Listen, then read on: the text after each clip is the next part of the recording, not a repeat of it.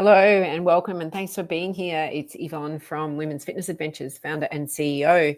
And we were chatting today about our hiking journeys. As some of you may know, on a Monday I go hiking, and we always have these amazing conversations, and a lot of what we talk about fuels our Monday or our today conversation. And this one was about our hiking journey, and if we all remember back to when we first started our hiking journey. So I'm going to touch on the evolution of a hiker. And if you have a hiking story, your hiking story that you would love to share, then please go ahead and do so. So thank you for watching. If you are watching this live, please go ahead and say hi and where you're watching from. And if you're watching on the replay, please let me know if it's replay as well. And as always, ask away with questions. Let's get started. So do you remember what it was like when you first started hiking, or why you first started hiking? For me, my personal story, when we were little kids, grew up in Melbourne, in Victoria, and mum and dad were avid outdoor. We had four-wheel drives, we had caravans, and we would just take off over the summer and most weekends, and mum and dad would go to these really remote places with the different four-wheel drive clubs and groups that they belonged to, and we would find ourselves in places and spaces that most people are still exploring. And in those moments, we were outdoors. I remember being at Halls Gap or the Grampians in Victoria as a little kid, and just some fond memories of all of these places and spaces.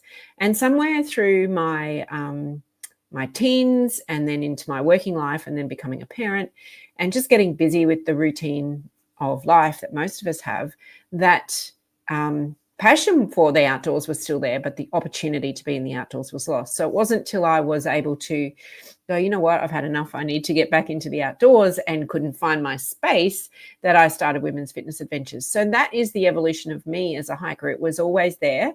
It is just, how did I reignite that? So perhaps you have a story of your hiking experience. Maybe yours started, way before I met you, or maybe way before you came into the Women's Fitness Adventures world, if you're a member.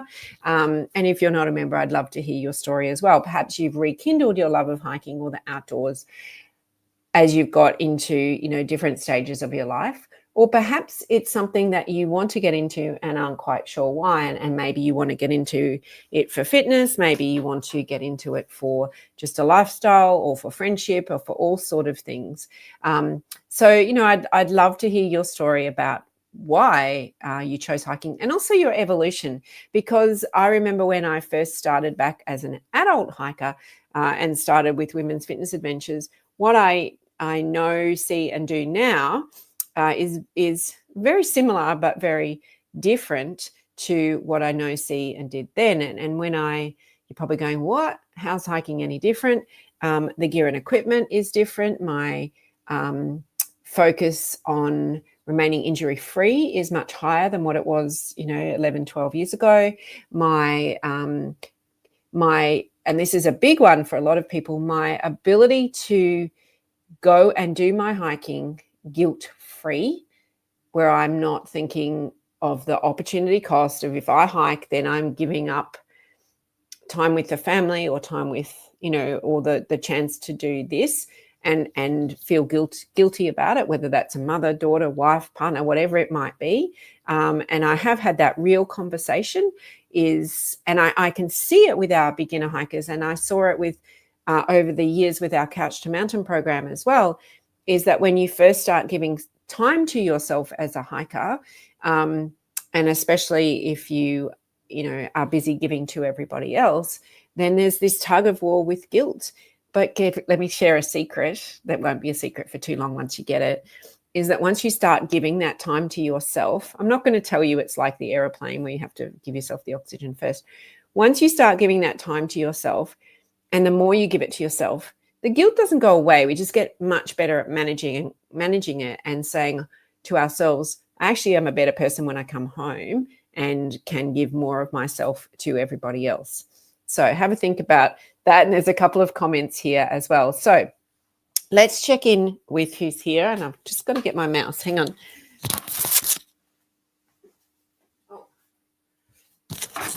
Mice everywhere. I'm on a different computer. So let's check in with who's here. Hello, Sandra from Sydney. Hello, Marie from Noosa. Sharon from the Gold Coast. Vicky from the Sunshine Coast. We are all over the place. Patricia, who lives halfway to the Sunshine Coast. It's like beach afternoon, isn't it? Gwen from Port Macquarie. Meg from Melbourne. Okay, so Patricia started during the pandemic lockdown and never looked back. Absolutely have not. And Vicky started for fitness and doing something here we go. That's great. I'm going to share that. Started for fitness and to do something I enjoy and something for me instead of doing for others 100%. So, Vicky, were you a hiker before? That would be something great to know. Hello, Ellen from Northeast Victoria. Marie says she is still working on the guilt thing. And you know that guilt thing as and I just saw some random Instagram posts before about, things around guilt. And that guilt thing, it does never, ever go away. We just get better at managing, how we're guilty, whatever we do. I mean, we're not guilty. We feel guilty, whatever we do generally. And if you are someone who is fortunate to not feel that emotion, I'd love to hear from you and know what your secret is. We just get better at managing it, going, okay, I accept it. I might feel guilty that I'm giving time to myself, but it's like a muscle that we work out. The more we do it, the stronger we get at it. It may not ever go away. And it may not be that every single time we can choose us above other things, but it just means we get better at managing it. And hello, Christine from South Australia. So it is a beach afternoon too. And when I asked Vicky, was she a hiker in the past? Very rarely. She took the kids occasionally and sometimes when visiting a friend, Susie, but was very time poor as a single parent. Absolutely. So, we can get into fitness at any age. We could be rekindling, or to hiking at any age, I should say, rekindling ourselves, our memories. Perhaps some of our fondest memories were from childhood and being outdoors and when it was just walking in the bush, particularly if you're in Australia. To trying to that nostalgia of what it used to be like, or just trying to in a nice way, this is not meant in any other way, to escape the routine and I guess connectedness of our daily life. Now, not in a unpleasant way. It's just, okay, I need some time for me. I need my space to grow. And how do I do that? Or you might have started hiking for fitness or for health or for friendship as well. So there is this evolution of a hiker, and regardless of how we come to hiking, there are generally, I guess, what's the word? Much better word, boxes we could put everyone into as to why they came for hiking, and some spread across the whole lot, but generally there is this evolution of a hiker. But regardless of how you got there, and hello Lynn from Tweed Heads as well, so we literally have beach galore, and what a perfect day to be at the beach today. And there's cycles that we all go through on our hiking journey. So when we come to hiking, and no matter how long you might have been hiking and perfected it, when we choose new trails or we choose new locations or new challenges, we're just up leveling this cycle again. So it's I guess just the life cycle of a hiker, the evolution of a hiker. And the goal is that we stay in this little evolution loop for a long, long time, because we all know that nature is so great for us. I'm just going to pop this up. I haven't read it. Gwen says, I have always loved the outdoors, bushwalking and camping, and years as a horticulturalist. I did not know that. But then family and other work took over. Couch to Mountain and Women's Fitness Adventures changed all of that and my priorities. My husband encouraged me, and my children often tell me how proud they are of my hiking journey. That is awesome, Gwen, and I've seen you on that journey from when you started with us, certainly not the before bit. And, it's just such a wonderful thing for all the women in our community, wherever you may live, to see the journey of all other women, and proving that no matter, what our location, our age, our shape, our history, that we are all inspiring each other, and that's such an amazing thing. And hello, Chris from Townsville and Leanne from Tumby Bay. I tell you what, there's a couple of us not here sitting at the beach. It is, not you're on the beach, but it is a beach afternoon. Thank you so much for sharing that, Gwen. So when we are starting on our hiking journey, or we're starting to up level to another stage in our hiking journey, or another personal challenge for us, we often start with some inspiration. So that inspiration could be that a book you've read from a long time ago. I know many watching and doing Camino, that's a long held goal for a lot of people. It could be that you're rekindling those childhood memories of memories with your dad when you're camping or something like that. It could be that you've seen something on social media and that just sparks you, or you've seen some show on TV, some pilgrimage. Not necessarily Camino. There's plenty of other pilgrimages around the world, or even in our own backyard, our pilgrimages. So there's something that has sparked that motivation or that expectation for you. And no matter what level that you're trying to get to in your challenge as a hiker, there are all these stages that we go through. So sometimes, though, our expectations of what that looks like, especially if we're looking at social media or movies, to what reality is vastly different. So we need to, and where we are in our hiking journey as well in terms of our fitness. So for someone restarting or starting their hiking journey for the first time, there's so much information out there. There is so much content. There is, it's a bit like medical advice, or it's a bit like news on, the socials. And without getting political, we know that the whole social media world is about to change again, and finding neutral information is really, really important. But finding and following one or two really reliable sources avoids some of that confusion as well. So just figuring out what those sources are. But as a beginner hiker or someone who is re-entering into hiking, we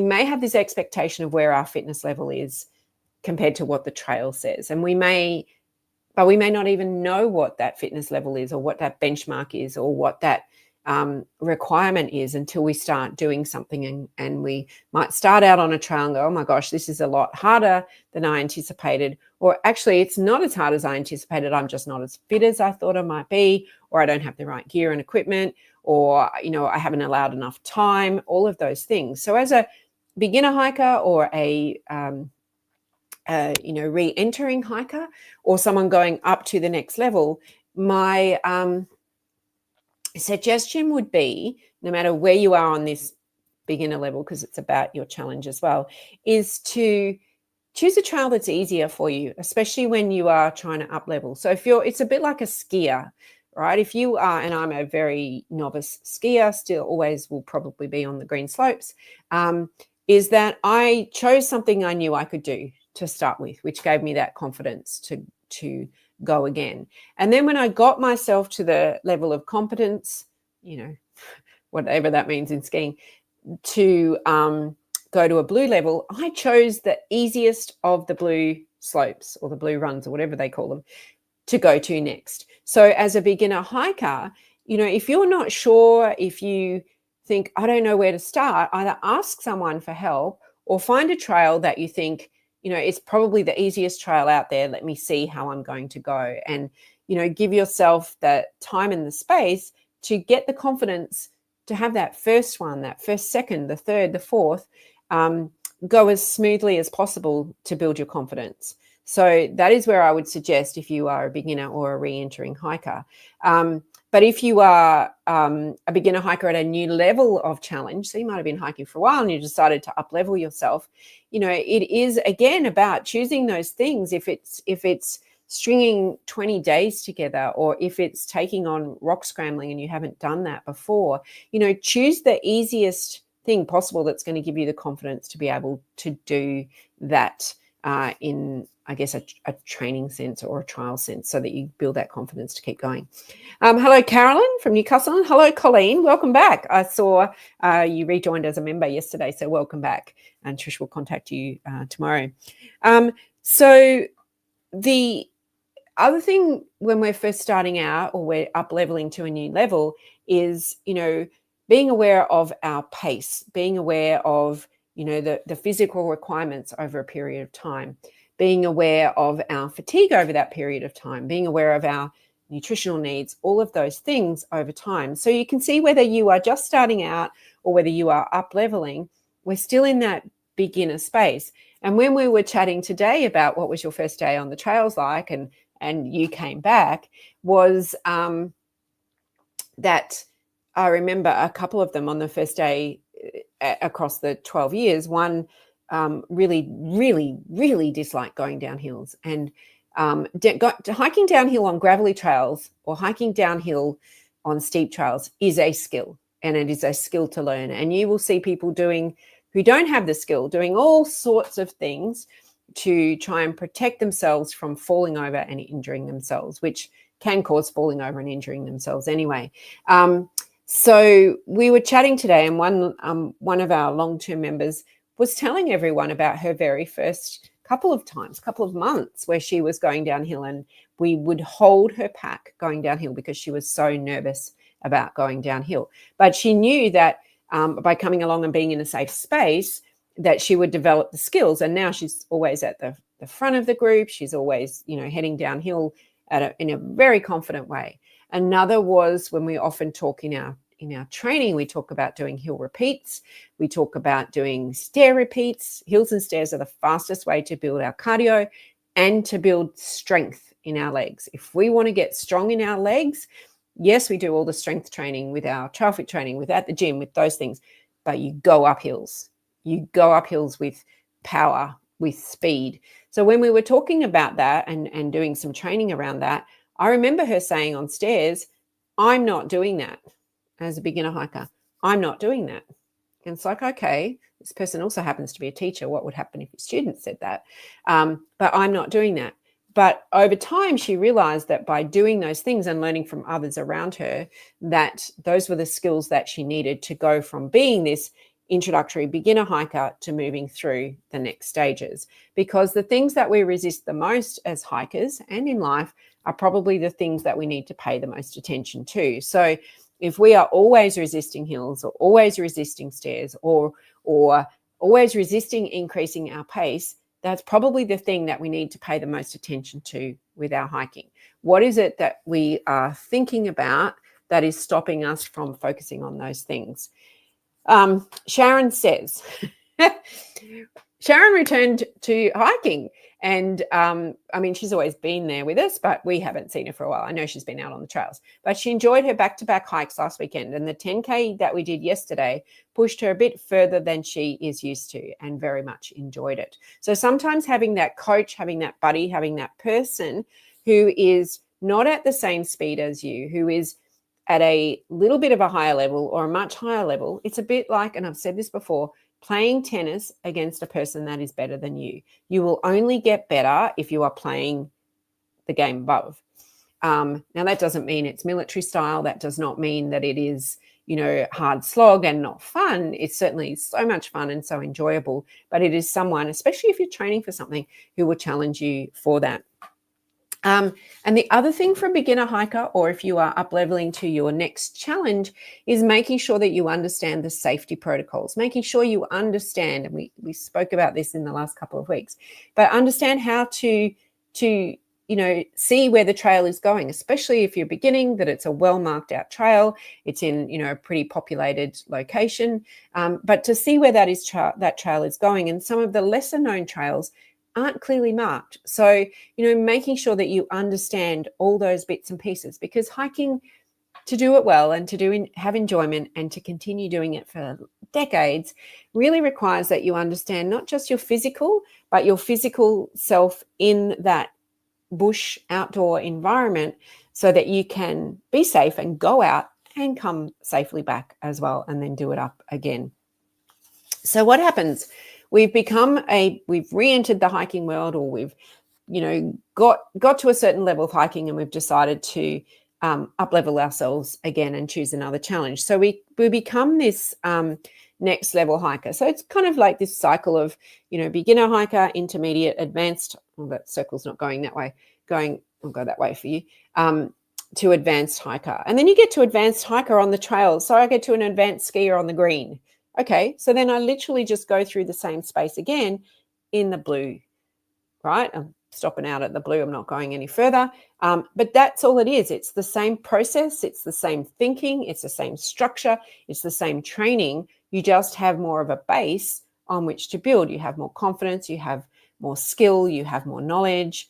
You have probably different gear, better gear, lighter gear, gear that you have tried and tested and works for you. So you become this next level of hiker.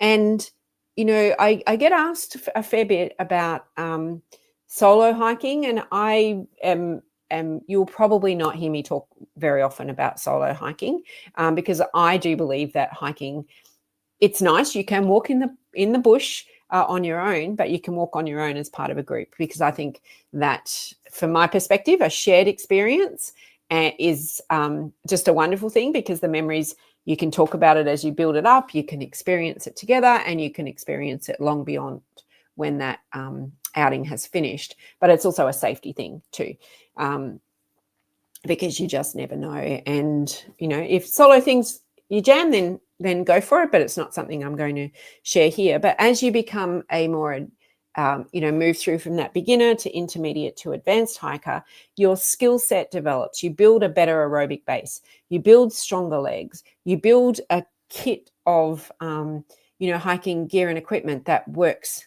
for you. You know what should be in your pack.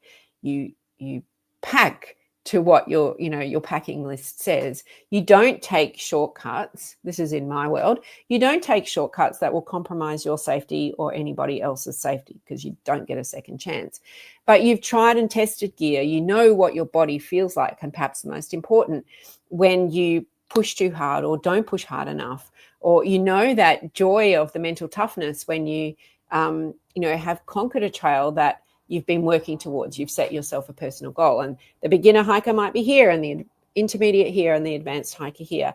And that mental reward, the moment that you're proud of yourself, that you've achieved the goal you set out to do, whatever level you may be on, is such a wonderful piece of feedback for our bodies. But you also know that the clarity of space it gives you in your head when you come back, regardless of what level you're at, is really, really important too. But one of the things that I think, from my perspective, and sure, I'm a little bit biased because I do run a group, but doing group training or group hikes, and I know many of you hike with friends, is that you gather that collective experience from each and every person. You also gather that collective experience in terms of clothing, in terms of gear, in terms of what worked, in terms of food and hydration and nutrition, and you talk about all sorts of things, and it's this shared experience that gives us more knowledge to move through to the next level. But it's also the collective courage that you get from having experienced leaders or more experienced people in your group than you are. So, that it's like the tennis scenario again. You will learn from someone that has more collective experience than you when you go out on a hiking trail. And I know, as I said, I hike probably a dozen different new trails a year, some of those being multi-day. Well, no, probably more. It's probably more like 30 different new trails a year. When I go away on multi-day adventures for 4 or 5, 6, 7, 8 days at a time, it's a different trail every single day at all places around the world. But also here at home, I hike different trails. But when I'm away, when I'm with hiking guides, our adventure partners, there's always things I learn from them, because they're doing different things to us. They're in different places of the world. They have different skill sets. They have different environments. They have different climates. They have different pieces of gear. Same but different, because they're different suppliers. So there's always something we can learn from someone. And if we go into our hiking adventures and learning experience that way, then we're always being the student and always learning and always taking so much more away from it than just that wonderful experience of hiking out in the bush. So hello, Sonia, hello, Anne, and hello, Barbara. Lovely to have you here as well. But as we become a more competent hiker, and competent is your words, not mine, you can be, stop out at whatever level you feel comfortable and confident at, that you will start to take on more difficult challenges. Now, some of those might be duration. You might go for longer. You might go like longer as in consecutive days. Some of you might go for longer on one day. Some of you might choose more technical terrain, such as rock scrambling, or for me, one of my things that I have become much more confident in over the years is heights. So somewhere in my early teens, or maybe it was late, 8, 9, somewhere around that age, I developed this fear of heights, but it was actually, I think, a fear of falling, because going near the edge was quite scary, and going near the edge is still quite scary. But as I've done more hiking, and I've been to places and spaces where, you are closer to the edge, not intentionally, but, the edge is over there, but, there are places that you find yourself in safely, that you get exposed to this, exposure therapy to heights. So now I would say that I am much more capable, probably not quite advanced, but somewhere between intermediate to advanced with my fear of heights. So I went out, Brisbane has this new sky deck, and I actually went out and stood on the glass and didn't even think anything about it. And I reflected and thought, wow, there would be maybe 15 years ago that I would never have done that. So as we become more confident in our skills, in our fitness, in our mental mindset around hiking and our ability, we also, and get exposed to more things, we also become much more capable within ourselves as well. So, and you can map that over to life as well. But the collective courage of a group makes such a difference. And we've got some videos out there that talk about that. But as a group, and, we often say that when you talk to other women, and I talk to other women a lot, all of you and the rest of our community and just people in general, is that we all have the same fears. We all have the same doubts. We all have the same worries. We all have and even today we were saying, well, hiking was the easy bit. Showing up to a group I didn't know was probably the hardest bit. I was talking to my running coach as well, and he said, it starts to happen with, teenage girls, because he coaches at some schools, and teenage boys too, that the fear of being last, the fear of holding people up, the fear of being a burden.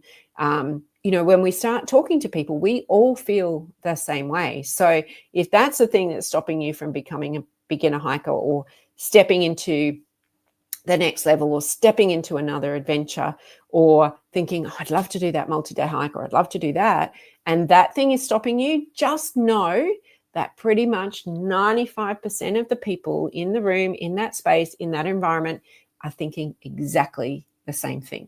And it's that collective courage that you get from having others around you that will, it's, and we were talking again today, we've said this before, Dorothy, one of our members, coined it as friendly fear. So when we have, and hello, Lynn, and hello, Susan, when we have, and she said it was nervous, I think it's in our book club, nervous excitement or nervous anxiety. And there's a difference between the two. But guaranteed that most of the population would have it too. We think that we're alone with our feelings and thoughts, but we're not. We are not. We are generally all the same. Some of us can have more bravado, some can have more confidence, some can portray this, nothing phases me, but deep down inside, we're all kind of got the same thing going on. So as we become that advanced hiker, we get to feel a bit more comfortable in all different terrains. We get to feel more confident in weather. We'll go out, not into ridiculous weather, but we'll put our raincoats in our bags. And if it rains and storms, we know we've got the right equipment to keep us safe and to keep us dry. And should we be out for longer, we're not going to get, unwell from the weather conditions or anything like that. So, we know how to cross rivers. We're just upskilling ourselves one little thing at a time. We're not going from down here to there. And just going, oh, that never worked out, and never doing it again. So it's just this logical progression. You can't go from the bottom of the staircase to the top of the staircase in one step, unless it's only 2 steps. There's generally a path that you follow in terms of skills and confidence and, recovery and all of those conversations that you have with yourself. But as you become that advanced hiker, as you move into that new space, you also become a mentor for others. And, we love it inside our community when we see others paying it forward. We see, that all the things that you learn from our community that you are, encouraging when we get new members or new people on our hikes is that, hey, I was new once too, and I know what that felt like. Here's the biggest thing I learned. So if you have something that you learned on one of your hikes, or your biggest takeaway for someone starting out as a new hiker, drop in the comments there what you would say. What would that be to someone who is new and showing up on day one, or is an advanced hiker and wants to take on a new challenge that's way above their fitness level or way above their technical level? What would you say? Because guaranteed everyone will nod their head when you put your answer in there. So I have seen over the decade just amazing transformations, and some of you shared that here today too. Transformations that being in the outdoors, that just showing up for yourself makes. And we're looking at, there's lots of great sporting events, and what makes those people great is, yes, there's talent. We all have some talent. Some of us have more talent than others. But if someone has talent and never shows up versus someone who has average talent or basic and shows up all the time, provided that we're not talking, swimming or anything like that, then the person who shows up all the time, that consistency over time, the person who puts in the hard work will get the results. So, I encourage you to share here, if you can now, or if you're watching on replay, what was it that got you into hiking? What was it that, is there something that you would say to someone who was either getting into hiking or looking at taking on a new challenge? Because you are all, most of you I can see on here, the mentor now. You have the skills, you have moved through these stages, and you have the skills to pay it forward and give someone a gift of a little bit of knowledge that you've gained over the years. So don't be shy. Go ahead and drop that in the comments for me. So before we finish up, I want to share about a hike we've got coming up in May. It is our Painter's Way hike in Germany, and we are having on this Wednesday night.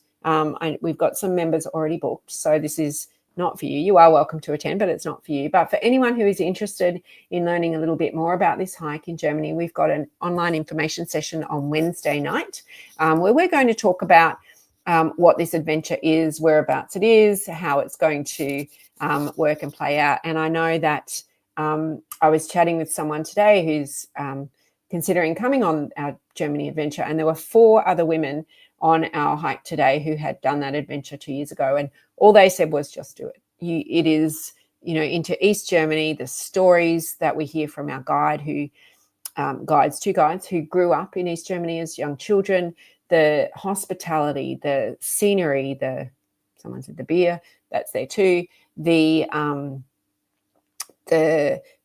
trails, the inspiration, so many things about this adventure that